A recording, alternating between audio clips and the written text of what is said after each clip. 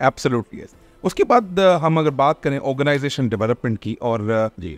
जैसे कि बहुत सारे लोग ऑलरेडी काम कर रहे हैं, एचआरएसडी बहुत बड़ा अच्छा रोल प्ले कर रही है और जो मार्केट में ओडी वर्ड लगा हुआ है, ओडी कंसल्टिंग लगी हुई है, OD is one of the मतलब डिफरेंशिएटेड टर्म।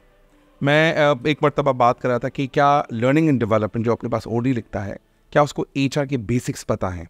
तो एचआर की बेसिक्स जब उठाते हैं उसमें रीस्ट्रक्चरिंग की हम बात करते हैं, उसमें रिवॉर्ड्स की बात करते हैं, हम उसमें जो है डेजिग्नेशंस जिसमें जो बनती है जिसको हम ग्रेडिंग स्ट्रक्चर कहते हैं बात करते हैं, फिर जॉब एवेलुएशंस करते हैं, जॉब एनालिसिस करते हैं। सच बताएं वो आज भी ओडी को ट्रेनिंग ही समझ रहे हैं। ऐसा ही है। मैं चाहता हूँ हम डिटेल में बात नहीं करते, फॉर जो तमाम हमारे व्यूअर्स अभी सुन रहे हैं, इसको अगर डिफरेंशिएट करना हो ट्रेनिंग्स इन ओडी, आपका क्या कहना है इसमें, आपका क्या ओपिनियन है?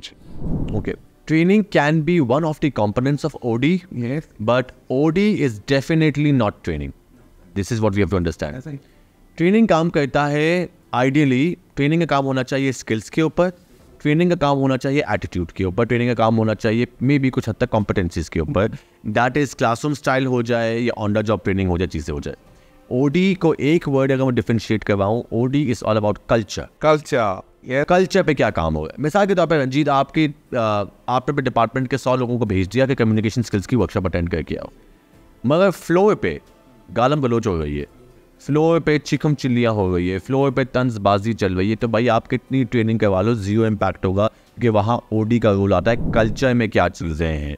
मिसाल के तौर पे डाइवर्सिटी एंड इंक्लूजन के ऊपर बड़ी बातें हो रही है, मगर अभी भी बहुत सारे इदारे अपने कल्चर में सेक्सिस्ट रिमार्क्स रेगुलरली देते हैं। ये सेफ है। तो ये कल्चर है। कल्चर ओडी काम करता है कल्चर के ऊपर कि मुझे कल्चर कैसा बनाना है,